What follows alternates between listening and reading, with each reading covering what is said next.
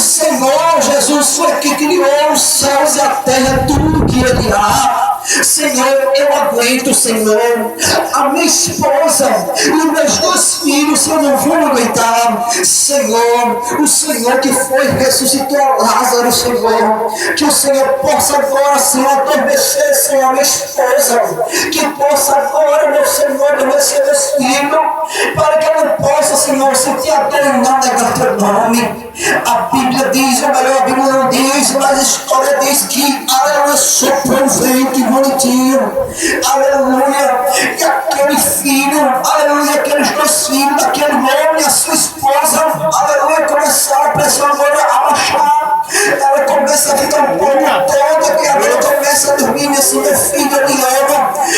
Hoje a minha carne pode tombar, mas eu sei que no dia eu vou entrar com o Senhor remoçado para a glória de Deus Pai.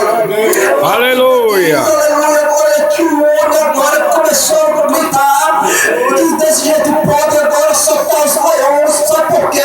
Porque tem acesso aberto, porque você pode ferir a minha carne, aleluia, meus tendões na pele, mas você não pode ferir a minha alma, porque a minha alma vai para aquele que vive, vai para aquele quem é. E ele começou a se lembrar, me dizer desse jeito, lá em Jó, capítulo 19, versículo 25, eu sei que o meu Redentor vive, e por fim se levantará sobre a terra. Ou seja, Jesus está vivo, meu santo e minha santa.